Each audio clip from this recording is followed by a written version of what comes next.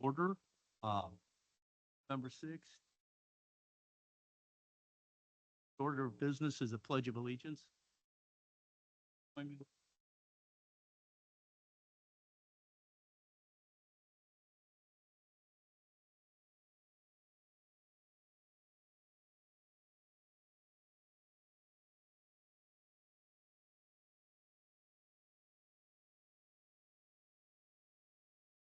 Before we get started, I'd like to introduce Kathy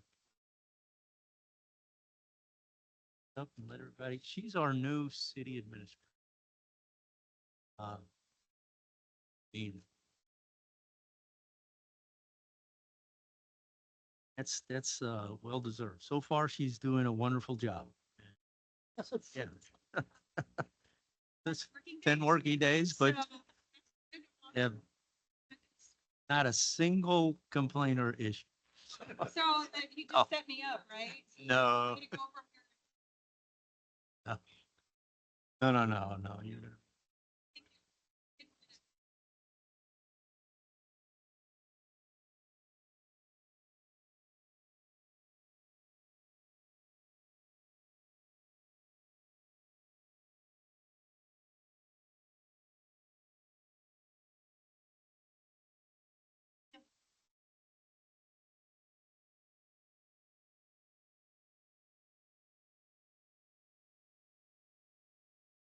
Okay.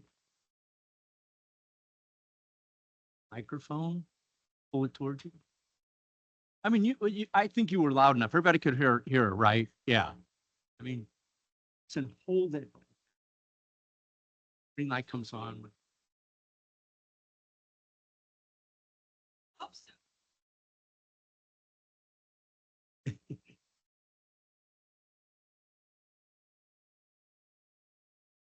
Okay, so items for discussion and consideration. First one is an RBA, Alderman Gittmeyer, Alderman Wilson, for consideration to repair, stabilize creek bed and board. Laura, you wanna? Or you wanna turn the microphone? Okay, can you hear me now? Okay. RBA also has a change order attached to it from the construction company that is doing the work on Stump Road. The RBA is for a change order related to the creek bed, which is next to Stump Road. The change order is to repair, stabilize the creek bed. This creek runs behind numerous houses in Darting Acres subdivision and meanders into several subdivisions in Darting Prairie, including Canvas Cove subdivision. With the change in adding curbs to Stump Road, putting in additional pavement, extra lane and sidewalks, and putting in infrastructure to direct all the water on Stump Road to now be funneled into the creek, there are huge concerns from residents. I have a backstory that I can also give some history about this. If you could give me like 3 minutes. Okay. All right. All right. Okay, I'll sweet. give you 10. Oh, wow. Okay, the Stump Road project started several years ago because residents were concerned about the water erosion issues and traffic and speeding. Residents wanted to keep the 2-lane road. Instead, we have a 3-lane road and sidewalks on both sides, but not from the apartments to end and Whispering Pines to end. State Representative Ron Hicks advised Joel King that a downstream study should be done in a September 2021 meeting, which was attended both by Mr. King and myself as an audience member. The Board of Aldermen voted to approve the downstream study. It was going to cost $22,000, and HR Green was supposed to do the study. This never happened. Somehow, I guess someone in a position of authority put a halt to the study, and it's unknown why you would tank the study unless you were concerned about the results of the study. I also have some, again, when I was a resident, I got I put it through a sunshine request and got some audio of the workshop meetings in September 21. And here are some of the comments. You can hear the Alderman, Mayor Luke Kehoe, the former city engineer, discussing the increased volume of water, that more water is going to be hitting that creek, that even if you slow the flow of water, you're going to be putting more water into the creek. Erosion is still going to happen and is going to be more than what was happening prior to the project. The quote that we expose ourselves to liability because we just did something. Another quote, you need to fix the creek. If it is washing out right now, it is going to keep washing the bank out. Another quote, basically fixing the creek should be part of the road project. For Luke, there's problems in the creek right now. There are definitely issues because right now there are problems and the road is not improved yet. Luke also discussed the water that will be flowing into the creek. Right across the street, there's a detention basin, and then there's another detention basin in Darting Prairie Plaza that also drains into that. And the Pinnacle Point also drains into that. Two detention basins and a very large portion of the watershed flow down to that creek.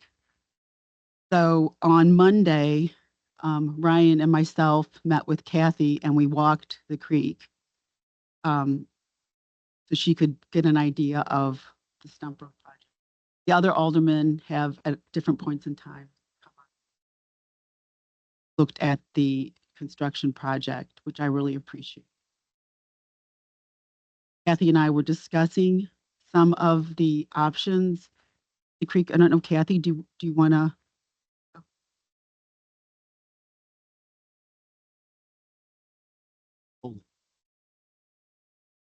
Button. Sorry. I did go on site. I'm a visual person and it was important for me to get out there so that I could actually see it. As I expressed to the ward alderman, my concern with the proposed change order is that it's not a fully engineered solution.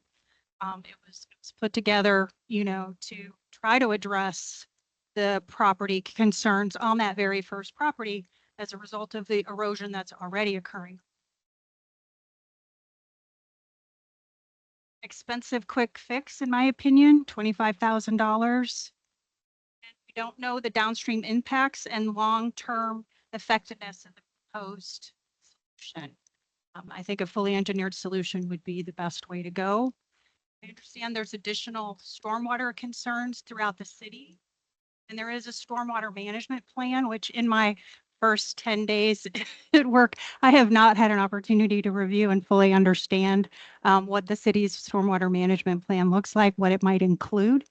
But I think at this point, my recommendation to the alderman was I think we need to look more comprehensively at stormwater in the city, and a stormwater study might be warranted here to really understand where the problem areas in the city. What are the rankings of the projects? What kind of program or policies should we have in place related to stormwater management to have an effective and comprehensive plan related to that specifically? That would require budgeted funds, and my recommendation would be that we discuss this further at the November 20th Board of Aldermen work session, when we'll be highlighting the budget for FY25. I have no idea what a study like that would cost, just being completely transparent at this point. But I'm concerned with spending $25,000 on this project for the reasons that I've explained. And I understand that, and I'm agreeable to, and I mean, when I read the change order, it doesn't have any warranties. However, I do think that a downstream study is a great solution, and it's something the residents have been hammering on for years to get that done. So to be able to do the study, which in 2021 was going to cost $22,000, and considering the project is $3 million project, I think even if cost and inflation from $22,000, I can't imagine it would be that cost prohibitive and would give us a better idea as to how to attack the problem that apparently was existing before the project even began. I'd just like to say that I did go out there and look in it. To me, it does look like there may be an issue with the amount of water going through there. As I said, I still think ballards or something, you called them something else. Just flow the water. No, the post, what, velocity dissipators. I got to remember that one. You know, to slow the water because there is going to be a bigger increase of water. The problem I have with this change order here is, first of all, it doesn't really explain what it's going to do except for put in the riprap. And secondly, I don't believe we can do work on private property. John, can we do work down in private property? Well, we put the water in as private property, so I think we should be able to address it. To address any issues on private property, no, we can't just enter onto the property. We would need easements. And then in terms of any expenditure of public funds, we would just have to ensure that it's done for a public. I knew there was some type of Yeah. legalese to that. And also keep in mind that this creek runs behind many houses in my subdivision. Oh, and I think even goes into other subdivisions. Well, I believe majority of the water was going to go there anyway. Now, is it being redirected in a different manner and could have a bigger velocity of water coming out at one point? I do believe it needs to be looked at some way, somehow, to determine if it's going to cause additional erosion because of the massive amount of water coming to one point and the force of it coming out. That's why I think those ballards, as I call them, would do a lot to slow the water down as it came out. But that's just my 2 cents on it. All right, so we're gonna have a firm commitment then to talk about it then on the 20th? At a workshop? I just don't want this to die on the vine.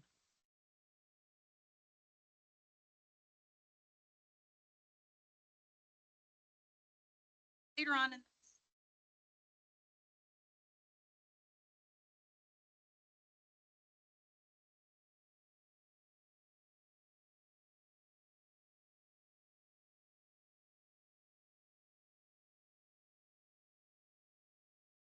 One question before we walk away from it. This rain that we had over the past few days is probably some of the worst I've seen as far as immediately around or flooding. Golf course next to Garden Creek was completely inundated. Water afternoon around lunchtime. So I've never seen that happen before. I'm sure it has. But that being said, just are there any impressions of the way that since this sort of developed at this point for the most part, are there any impressions of how yesterday's rain or last 48 hours of rain impacted that? Is there any observations of how the water was flowing through there? You understand what I'm saying? Like, did you get a Yeah, I chance didn't- of flooding anything? I did not go down there to see. I was there on Monday, but I did not go down there again. Okay, I will say this, I've been down there many times after rains, okay? Was it last year when we had that 11-inch rain overnight where 70 was flooded and there was other places? Me and Phil totally went down there and there was less than 8 inches of water in that creek back there. That in the last, since the pipes and everything and the, No. yeah, because I mean, I think that, Morning, driving it. Morning, about no significant overflows of water in that pipe or Well, water goes in there, but it goes down very quick. yeah, well, the same can be said for Garden Creek. I mean, this morning, Garden Creek was no longer flooding the golf course. Yeah. So that doesn't mean that it didn't do it yesterday. Yeah. At the height of maximum amount of rain. And that's my point of why I asked that specific question yesterday. Was there any observation? Because the thing that's changed on that road from my observations going down there, previously you didn't have curbs that channel all the water up and down both sides of the street, down into the gutters, which then flow into the pipes. Previously, the water would have flowed off of the side of the road as it naturally flowed down the hill. Gravity would have taken it to the left and to the right of the road. And it wouldn't have been channeled into that creek directly. It would have gone into different places. This channels it directly into the pipes because the water has nowhere to go but into the gutter, There was down a, the street into And the it's gutter. 3 That's lanes why I asked instead of about No. if there was observation. There wasn't. there was a culvert that was a galvanized steel culvert that on both sides, the water was directed to, it went across under the road into that ditch. So the water studies by 3 different engineering firms, and I think Tom even did. Did one and it's like 3 pages long.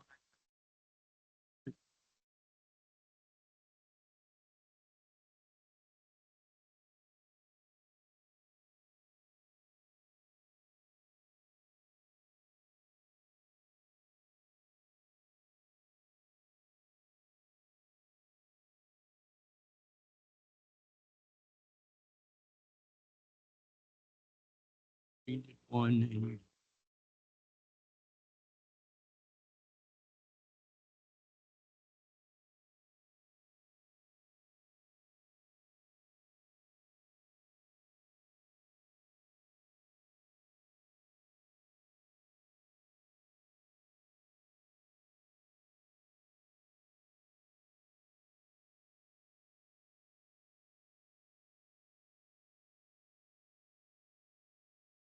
And on the last page, there was like a disclaimer saying verbatim, but can't be relied on. No, I get it.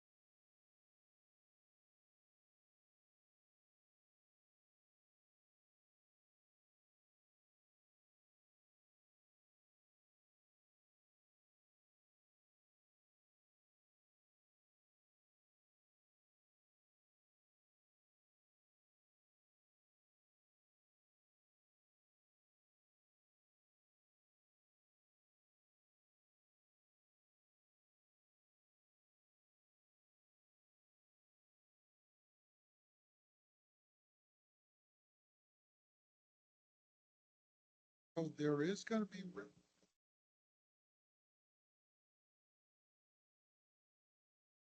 Right. Take off, I believe. Already in the.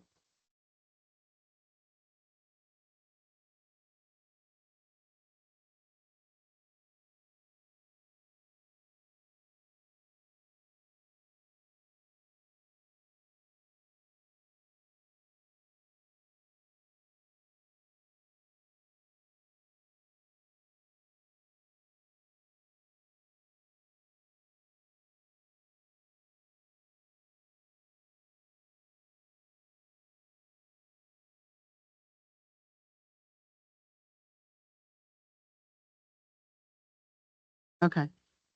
Again, I just don't want this to be ignored because this has been an ongoing situation.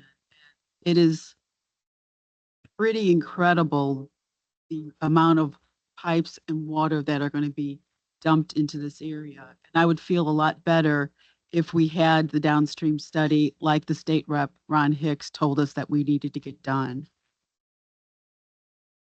I guess I have a question.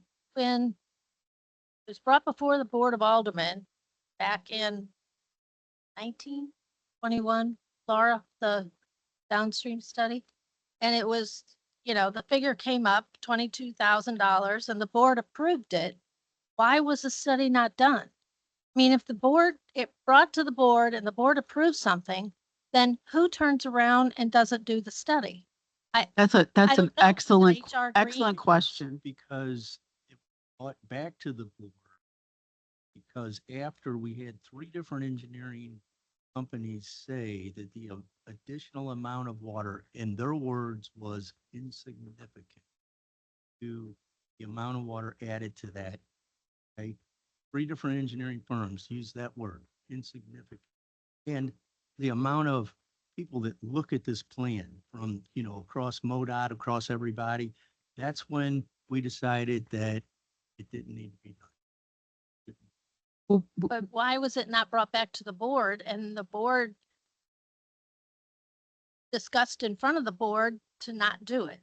we kept waiting for that report to come out. I mean, I and- just feel like it wasn't, everything was decided, but it wasn't decided in front of the board.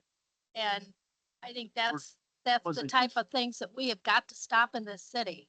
It creates problems. And, I don't care if 4 different engineering people said it didn't need to be done. It should have been brought back to the board, and then the board should have made the decision.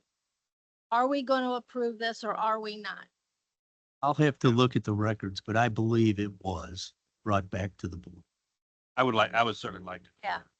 Because if the board did approve it, directed $22,000 to be spent, wasn't, or didn't know about it, I'd like to know what happened to $22,000. I just, this whole project has been, to me, a fiasco from the beginning. And what I'd like to know, Tom, is what can we do to that gravel area so that the school bus can pick kids up in front of Lara subdivision, Guardian Acres. They're having to pick kids up across the street, which means parents are having to take their kids across the street to catch a bus and pick up a bus.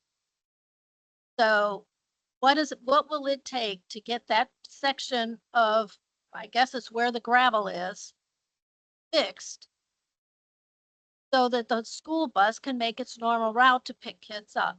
Because we're getting into bad weather. And, I just think that along with this other downstream study should be the priority to get that road back in running condition. Got kids and water. So, I just don't think that's something we should ignore. It's phase 3 then. Done, then but phase 3 was supposed to be done.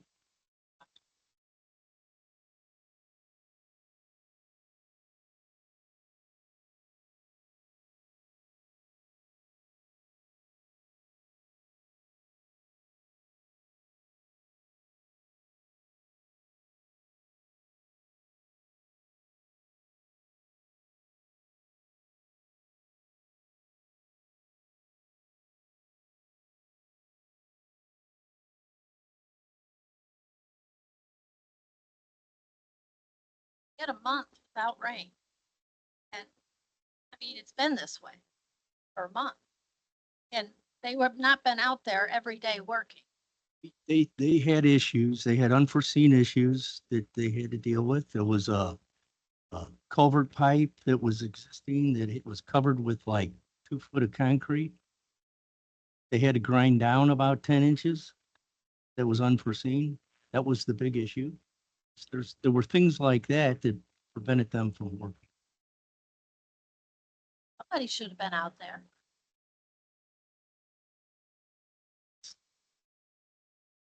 Just seems like it's the most poorly run project I could have envisioned.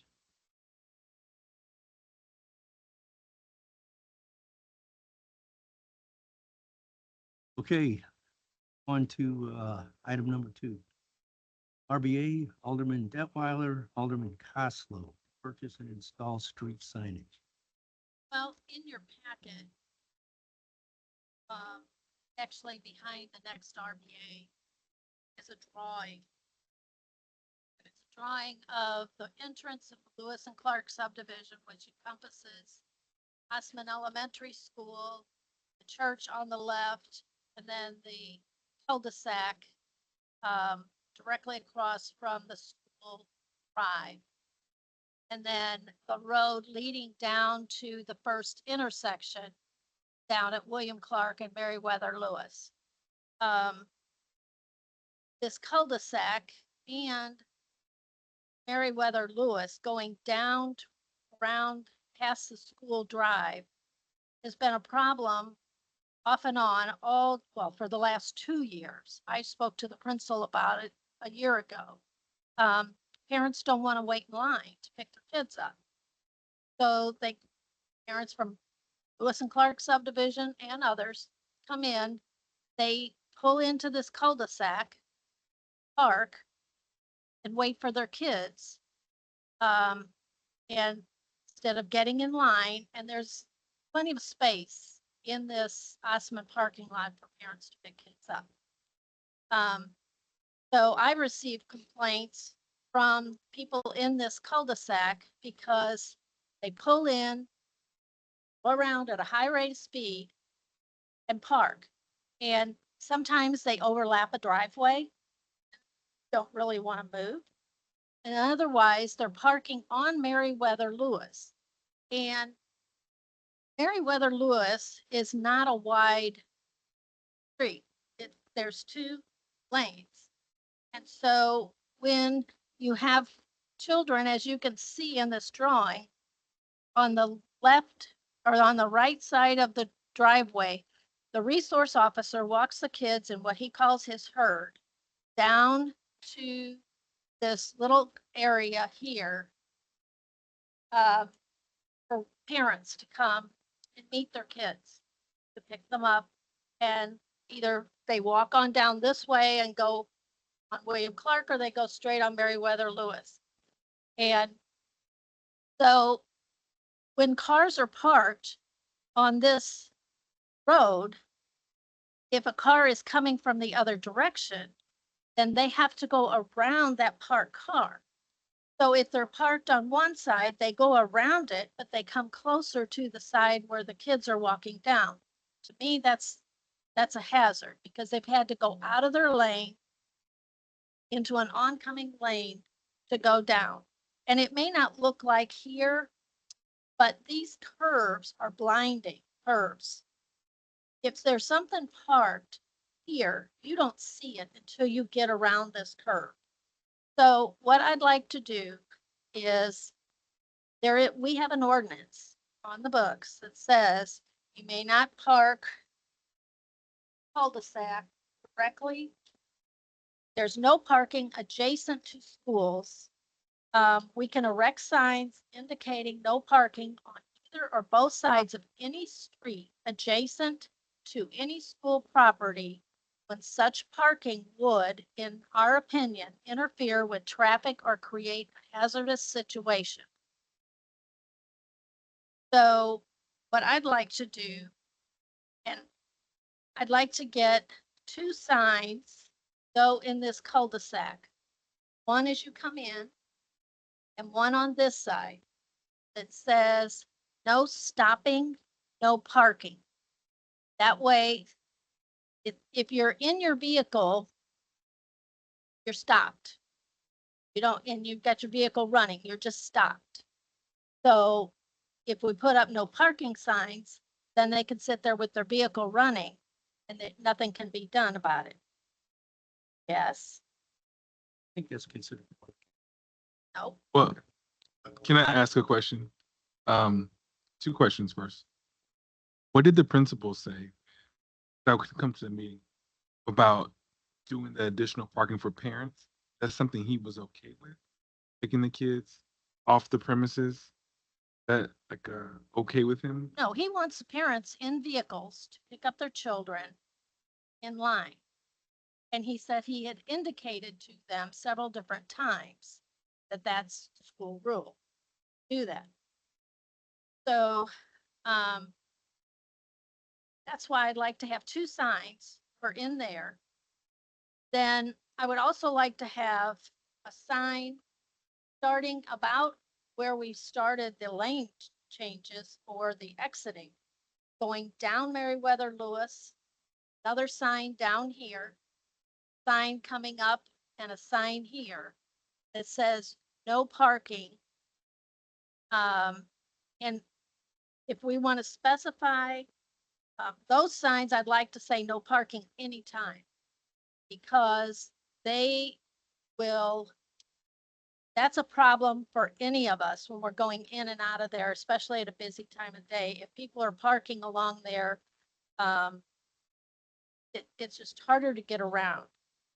So that's what that RBA is for. I'd like to get those put in to help us be able to restrict this parking along here. And the principal, I don't think had a problem with, parking signs. He didn't indicate that to me, and Tom sat in the meeting along with him. So, Hold on, before you go, Tom, my next question is, even if you do the parking, no parking in that little cul-de-sac, I think a timestamp would be great because no, Um, I agree. that's would my be- little suggestion. We would have to figure out, Or parking for residents. Yeah, or something like that, yes, well, I think if we could put it if we did that. either, the morning time that they're there and the evening, afternoon time that they're there is an hour way. Or, when school's in session or something. Residents of that cul-de-sac don't have a problem with the no parking signs, believe me. And that's gonna be my point too, is the residents that are there now may not have a problem. But if they move, you got other people move in there, they might have kids that need to park on that street or whatever. I would say that it would be parking for residents only to Well, okay, accommodate but that, because remember, most of the people that are parking in there are residents of the subdivision. Right. So, well, no, I mean, well, again, it'd be when that would be residents of the street is what it would refer to. The other thing is how come the school doesn't enforce their own policy? well, I have a I think this principal can talk till he's blue in the face, but he can't, this is a city street. He can't enforce anything. he can enforce that the kids can only be picked up into school. No, Yeah, no. Mark, I mean, Mark, he tries. they have struggled and they have tried and met, and there's always people that, as we all know, that try to circumvent the system. Right, And there's a fair amount of people that are doing that. I visibly observed it a couple of days prior to knowing our meeting. I actually observed some people,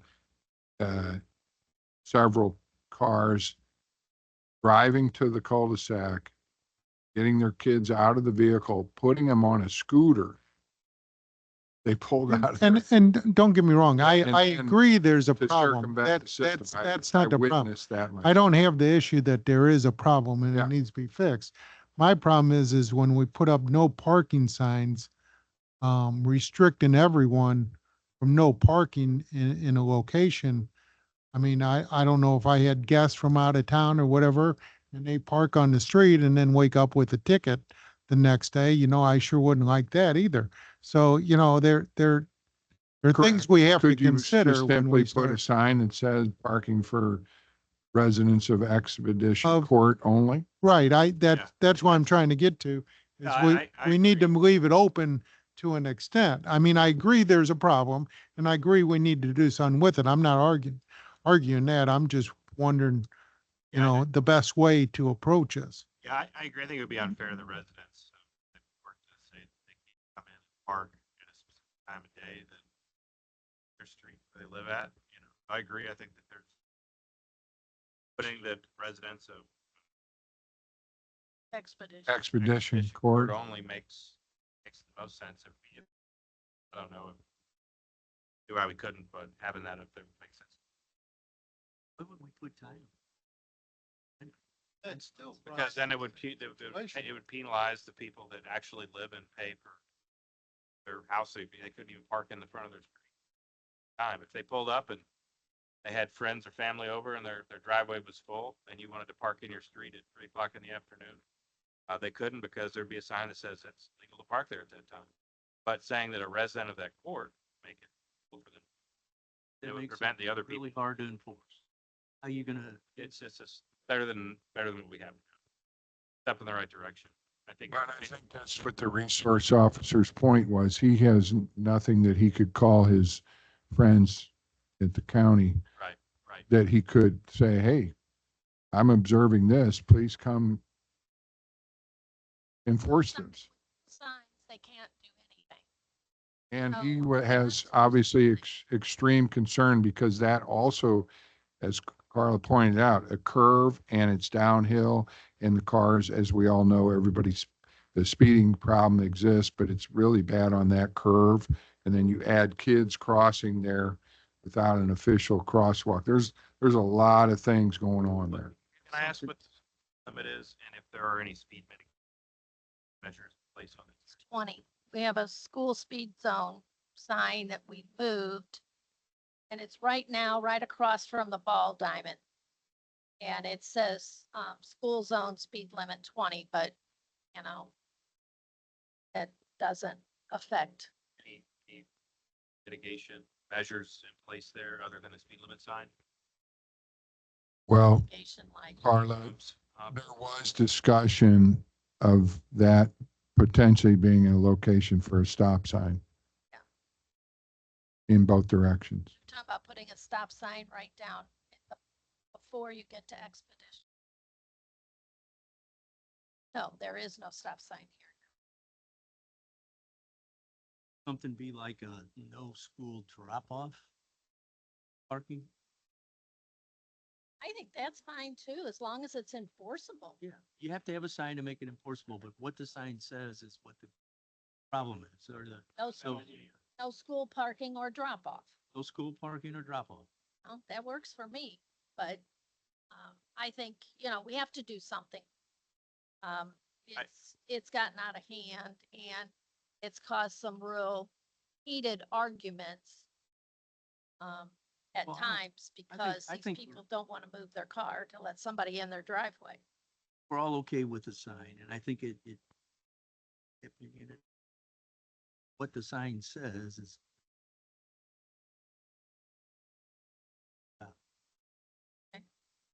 Can we also get the no parking signs on Meriwether Lewis down to the creek? Not in front of houses. Nope.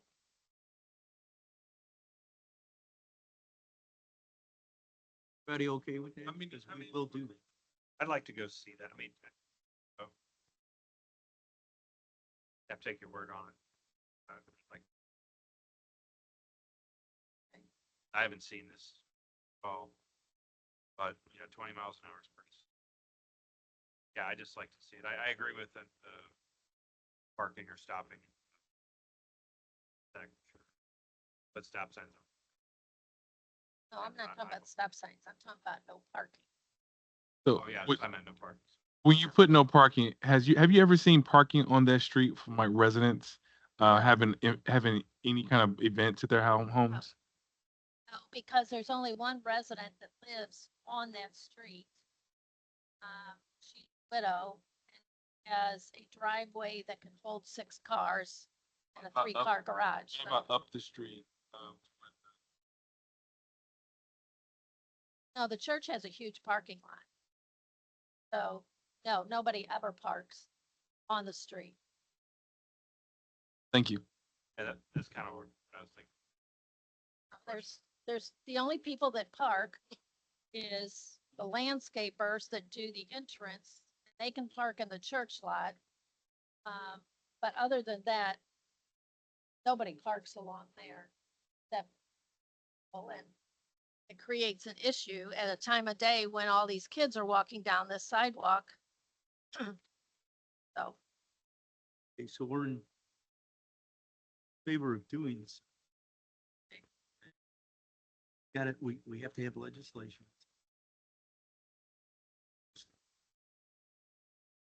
does- Try to come up with some verbiage.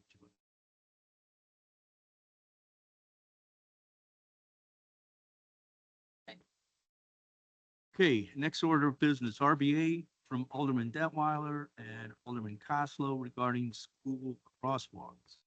Well, I asked Mike to go in with me on both of these only because it's Ward 2. But in this meeting with the school district, Todd called, got this meeting together.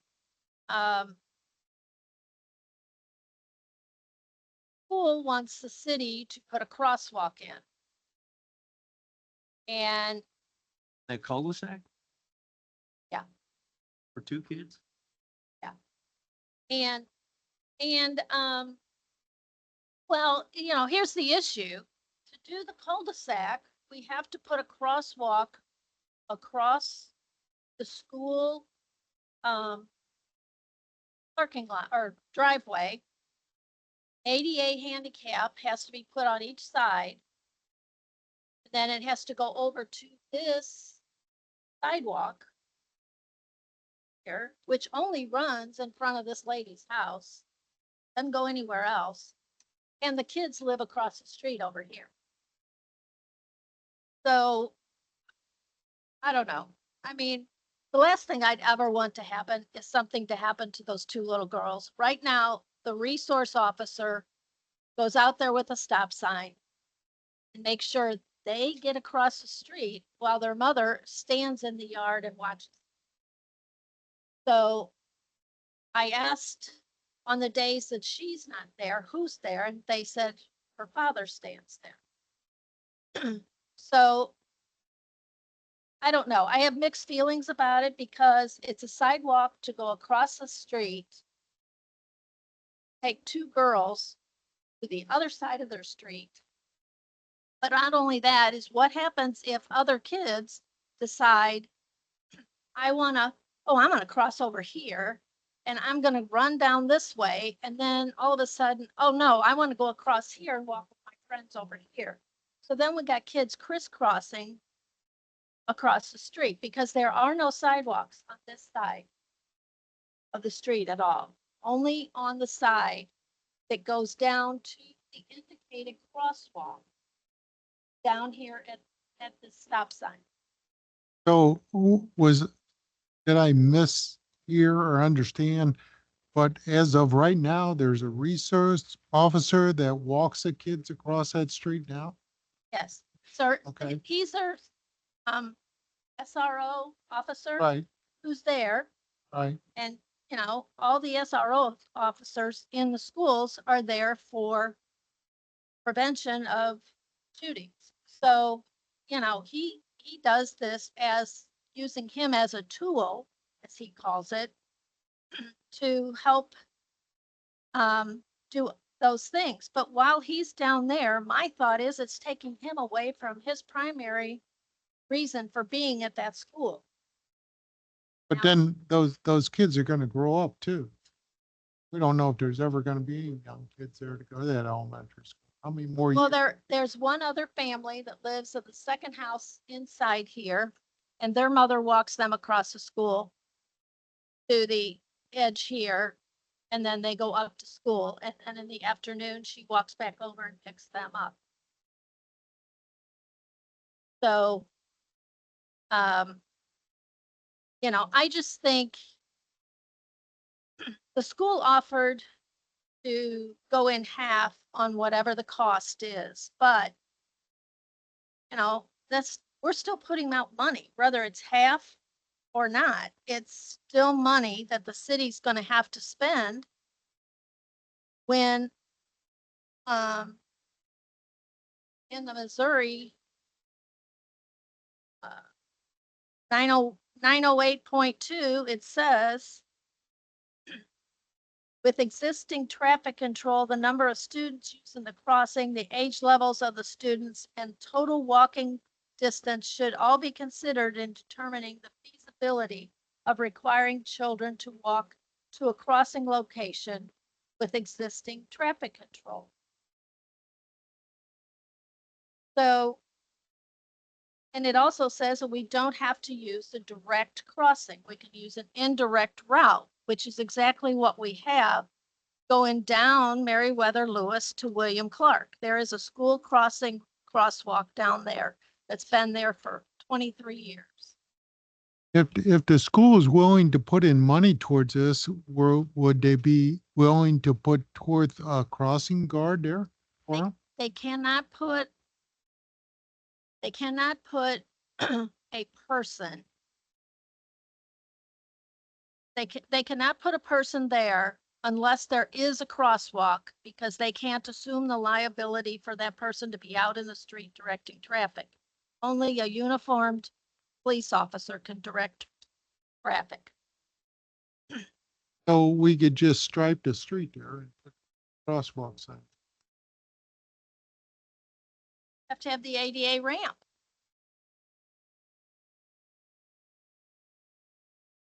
What are we saying? Are we in favor of this crosswalk or not?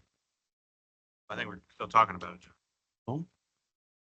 So the ADA ramp is something that I think that it sounds like it's gonna increase the cost of this effort more than just crosswalks. Something that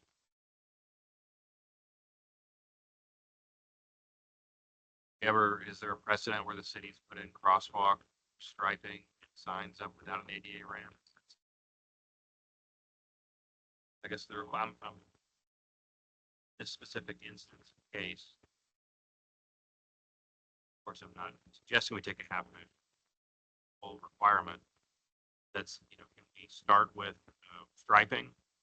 Put striping up in a sign, is that somehow are we out of compliance or something? I don't know if Tom or John.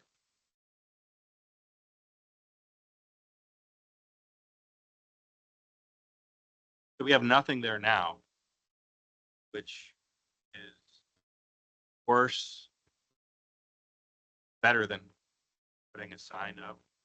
So, I mean, I guess that's where my head's at with it. Now we have nothing, no sort of safety measure. But nothing is better than putting up a sign and striping. Because if we do it without ADA compliance, we're gonna have, what's the, I guess, is it an issue we can talk about now, or do you want to go offline with it? However you want. I think John probably could weigh in here as well, but I think if we put striping out there and that's it. So now we're saying that it's okay. That's a crosswalk. Yet if somebody gets hurt, going to be defending probably without much. So two things, I agree with not recommending it. And second is to your question that I believe you were getting to was, is nothing better than a half measure? The answer is yes, nothing. Reasons for I'm happy to talk to you. Okay, thank you.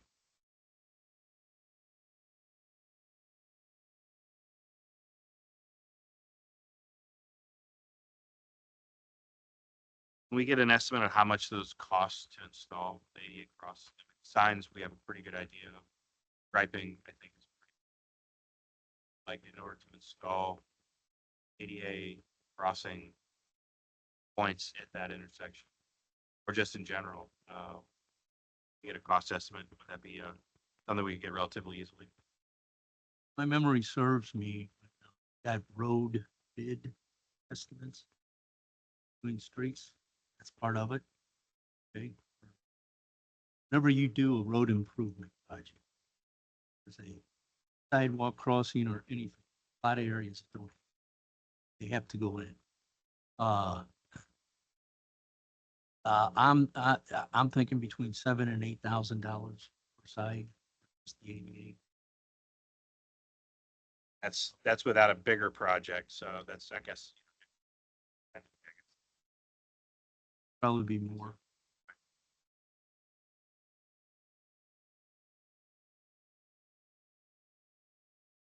Want to take this discussion to the next meeting? I wouldn't be opposed to it. I think that the next meeting would be a good opportunity for, I haven't seen it personally. I'd like to at least get it. Well, my perspective. I just need some sort of resolution to this. Then, couple months anyway. Just so that, we can go back to the school, let them know what our plans are. I mean, also if we do a crosswalk, then we need to put a stop sign right there. Stop or yield. So I think, Did you hear me? I said stop or yield. Sign. sign, not Yeah. signal, stop sign. One other thought, this. Here. But I just looked at John Weldon, where I voted there yesterday, and I kind of looked around and I just thought, well, I don't think there's any crosswalks that I can see. Alderman Johnson. That's another area that, talk about it, like it's another elementary school. All the streets and I don't see a single striped line anywhere. Got it on the aerial image list. Passes an aerial image shot. So what we might maybe consider as well is looking at this, something to do with capital improvement as well as we look to that next meeting. Instead of just looking at one specific problem, we could turn this into a larger capital improvement effort as well. So that's just something to consider as we look to the next meeting. That's fine with me. I just think we need to address it one way or the other. And, like I said, my fear is putting another crossing across there is going to make other kids cross. And then they're going to go back and forth. Kids are just kids. They walk one person for 5 minutes and then somebody else later. So, I just don't want to create other issues down further as these kids walk home, because there is a large conglomerate of kids that walk down there and they either go left or right, or they go straight and on to the back of the subdivision. So Okay, moving on. RBA from Alderman Coslow and upgrading schools. Signs.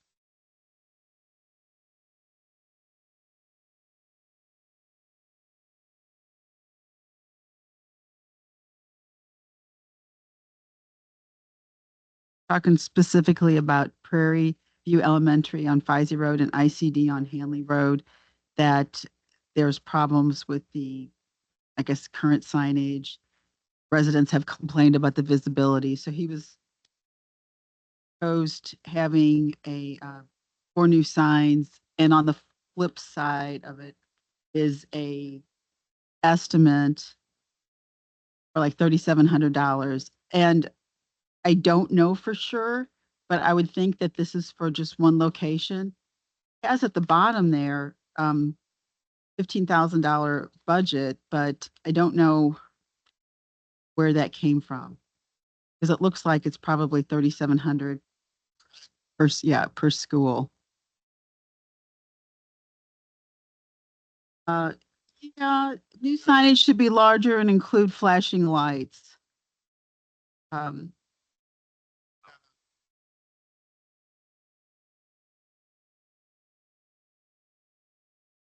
This kind of falls along the line of the exact same thing. Yeah, I I agree. support it, but I think that I agree. we're bringing all this up at the right time. Sure. Yeah, I'm totally fine with that. Doing some sort of comprehensive, looking at just instead of cherry picking certain schools, just going ahead and addressing the need. A lot of safety. Yeah. I'm fine with that.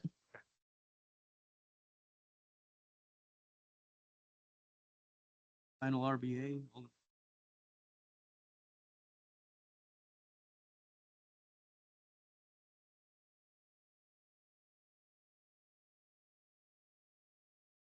So I'd like to ask the city attorney, provided a memo to confidential, is this something that you can about? Yes. It was a stamp that we get on all of our emails from you during or discussing, so. I'm happy to answer any questions that you might have on the. All right, so good. So the question that I have based on the memo that you provided is really along the lines of, sounds like based on the, it was a very detailed and thorough, and I had to read through it a couple of times, but much appreciate the thoroughness, by the way. But it sounds like the south side is good to go for city maintenance on lapping agreements that are, but north side is where it gets tricky. I don't think that there's really any by the HOA from the north. Yep. HOA from the north side up until you end of where the homeowner is on the north side of Fairhaven Boulevard, that last homeowner. From there, that goes into jail, and it's really no property anyway, so that's kind of highlighted. So from the lawn care or landscaping lawn care, sounds like there's no boundary impediments for the city to take outside of. In terms of the lawn maintenance, consistent with typical lawn maintenance schedules, correct? I think that satisfies it. All in favor of taking over that responsibility, and that would sort of put the check that there are impediments. So at this point, is that something that I don't think that we need ordinance or resolutions? No, an ordinance or resolution isn't necessary. It's just a confirmation that it's a budgeted item for the expenditure of taking on that activity. Oh, Well, what I would suggest in terms of any action tonight would just simply be to direct it to make sure that that's added to the budget. I'll ask the city administrator if she has any additional thoughts. the other part, it deals a little bit more with homeowner association, master homeowner association, multiple stakeholders along Fairhaven Boulevard related to lighting. The purposes of just some time, very brief, a couple of the stakeholders, neighborhood, probably prudent to discussions with them if they have some additional better info on that. So I think it's good to table this for now. I don't know if we want to put on as far as lighting, safety lighting along the boulevard goes. I would request that we table this at least a month or two, because I think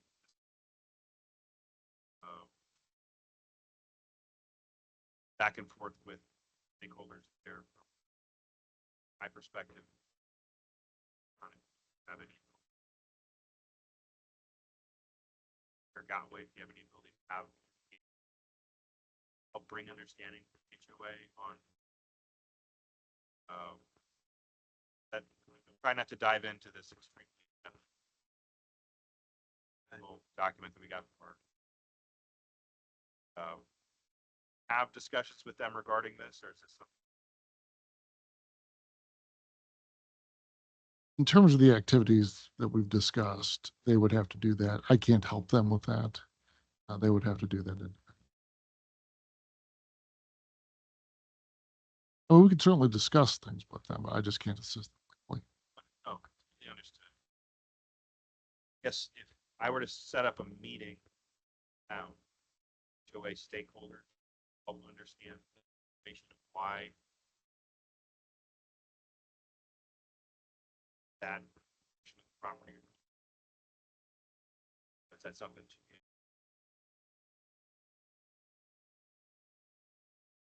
Or get the discretion of the board if that's what they desire. I'm happy to do.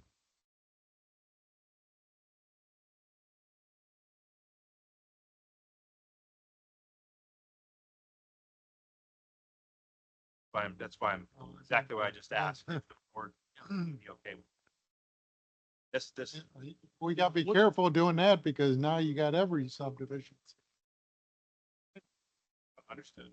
So That's why I also Almost said what maybe he we should said. have the mayor. But- discuss it. this also said that this research there's nothing that ever dedicated or was part of the project, excuse me, to dedicate this to the city. So it is part of your subdivisions. Well, I mean, unless it was actually city property, but given to the city. Right. That's exactly the point, which is if we want to dive into it, I'm happy to go. Trying to wave top it for the interest of time, but I'm happy to dive more into it. So yes, the master association had to dedicate it to the city. Since the master association involved in 2022, that prevents them from actually doing it. But the HOA stakeholders that I spoke with, that in the dissolution of the master association, all of the master association responsibilities fell into the residential association. But this is where the legal discussion that I'm requesting to have is because there is a fundamental misunderstanding or miscommunication about a dedication. Now, if the city says, hey, we don't want to assume it, which we've already discussed, I believe that they have every right to, but they may shut the lights off altogether. But again, I believe those lights offer a safety mechanism, a safety measure, Fairhaven Boulevard and the trail. So that's where this all goes back to, Alderman Jones.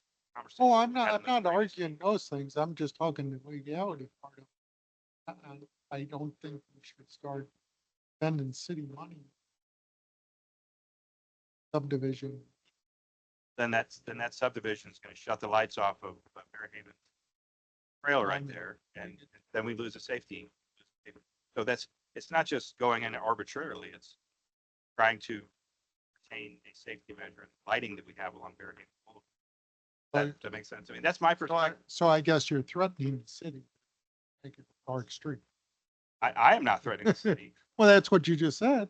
I said that they have explained to me that they would like to work with the city, but they said that if the city, that they will consider that. It's not a threat. It's just, and I'm relaying for my constituency, your constituency as well, what they.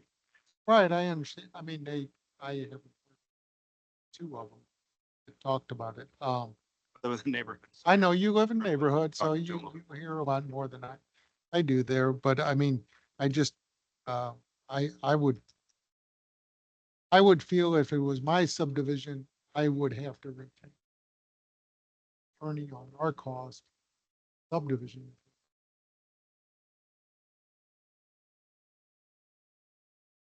I mean, because I don't like to get into fight an attorney subdivision issue. Every subdivision say, I got an issue going on, I need a meeting. Do it for one and not do it for others. Well, it might be a little more simple. Can I just, I can share the memo from Attorney Young? Yeah, I mean, that, Yeah, apparently he said that, That's why I asked. so I think it explains a lot. And so they have an attorney. They also have an attorney who's a previous board member that's part of this stakeholder group.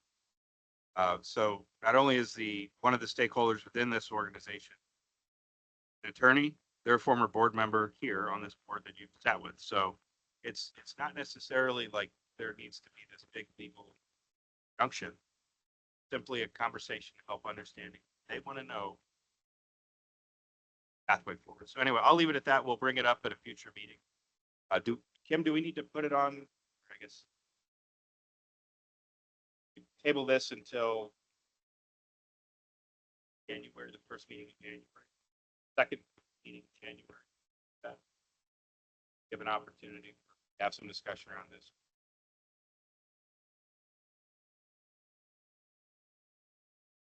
Board.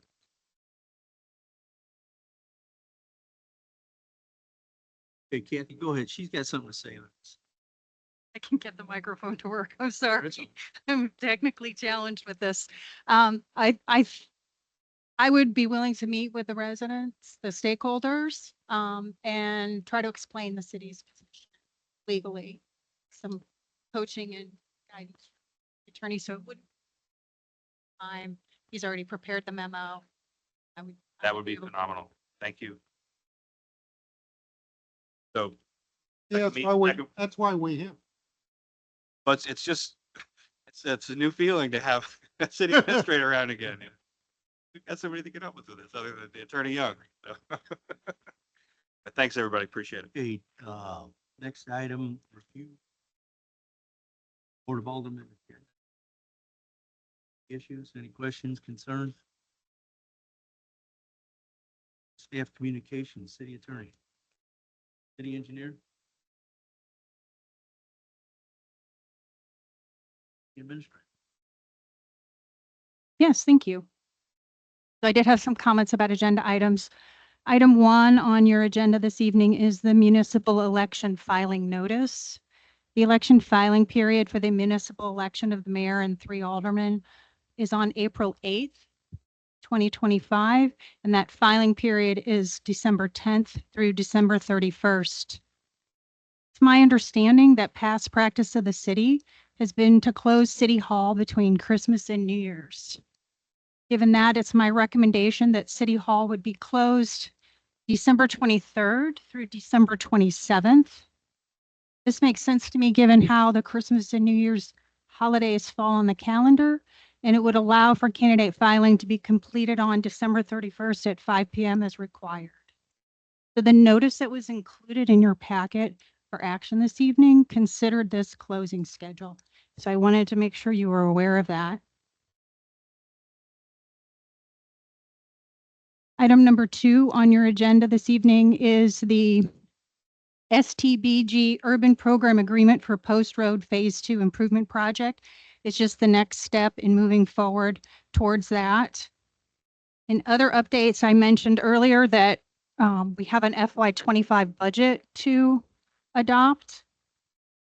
I've got a handout on a suggested schedule for that. We obviously have a very compressed timeline to complete that. So my recommendation is that we focus on operational expenses and any known FY25 capital expenditures, and then come back early next year to do a capital improvement plan update. So based on this schedule, I'm requesting all your budget requests be submitted to staff no later than Friday, November 15th.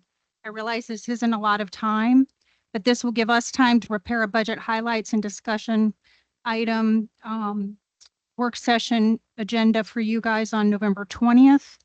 We could have the first reading of the budget on December 4th and the second reading and adoption on December 18th. Also, just keep in mind that budget adjustments can be approved after the adoption of the FY25 budget, but in order to get a budget drafted, excuse me, and adopted prior to January 1st fiscal year start, you really need to adopt a budget at the December 18th meeting.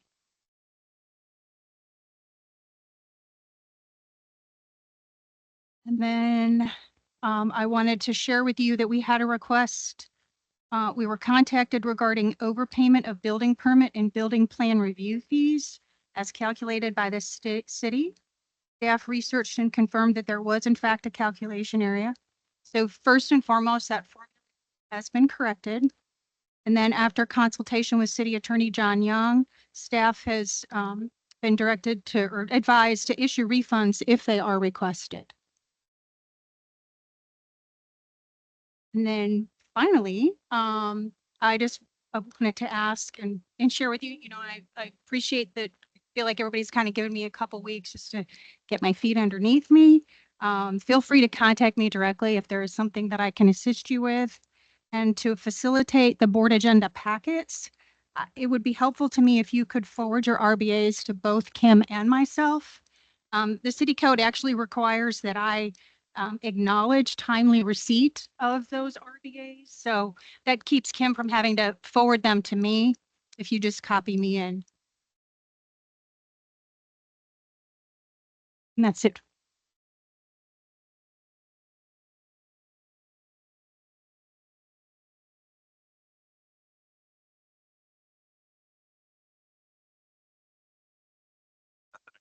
Say what I have to the. During our regular meeting, I want to speak on some issues in Inverness regarding parking, but we'll talk about that in our regular meeting so we can get started.